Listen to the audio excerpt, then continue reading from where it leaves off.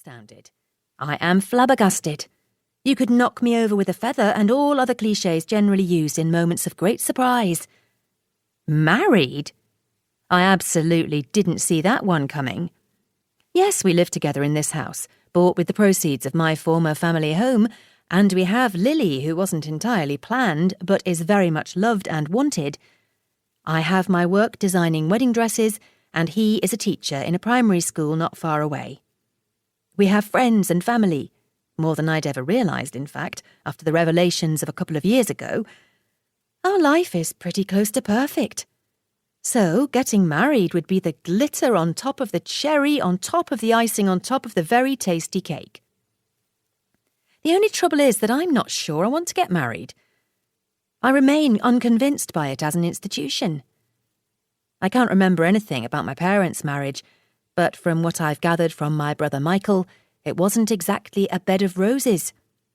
And I was a bridesmaid for my best friend Beth when she married her surgeon boyfriend Greg, against my better judgment, but they didn't even manage to celebrate their paper anniversary together. I do know people who are happily married, but... Simeon looks up now, and I realise that I've been silent for just a shade too long. His expression slips from excited expectation into something approaching worry, and I can't bear it. I love Simeon with everything I have, and the idea of doing anything that might hurt him hurts me even more. I settle my face into what I think is a transparent smile. Well, that was a surprise, I say, hoping that that's enough to cover my hesitation. What was a surprise? Asks Mrs. P as she comes into the room, drying her hands on a tea towel, an apron still covering her Christmas Day dress. Mrs. P was the nurse I hired to care for my father in the final stages of his Alzheimer's, but she has become as close as family. Closer, in many ways.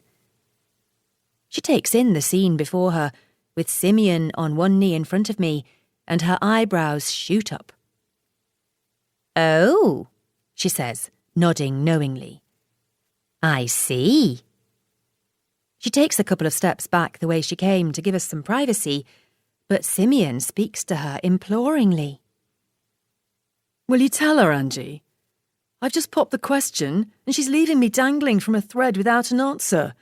It's doing absolutely nothing for my self-esteem. And now I'm thinking fast. I love this man. I want to spend the rest of my life with him. Is there anything really so very bad about committing to him the way that people generally do in these circumstances? I decide to bite the bullet. It's a wonderful surprise, I say. A perfect Christmas present.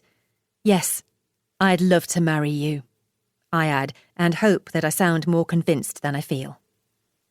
Well, thank God for that, laughs Simeon. I thought for one terrible moment that you were going to turn me down.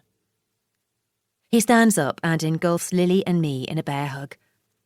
I lean into him and push my face into his chest so that neither he nor Mrs. P can read anything into my expression that I'd rather they didn't see. But Lily objects to being squashed in this manner and screeches until we pull apart. Congratulations, both of you, Mrs. P says, her smile broad. And to Lily, of course. Will you make your own dress, Cara? And so it begins. I have watched so many brides ride this roller coaster over the years, never once imagining that one day it would be my turn. The thought of all the rigmarole of a big wedding makes me feel panicky, but I push away the doubts. Just because I've said yes doesn't mean that I have to get swamped by a massive do. If I am going to get married, then I'm doing it on my own terms. One thing at a time, I laugh. Let me get over the shock of this decision before you start asking me to make any more. I think champagne is called for, says Simeon. Or cava, maybe? He adds doubtfully. Do we have anything fizzy other than tonic water? I think there's some in the cupboard under the stairs, I say, and he heads off to retrieve it. I put Lily in her high chair and scatter a couple of raisins on the tray from a box that's ever present in my pocket. She starts trying to pick them up. It will take her some time, her fine motor skills still needing some refinement.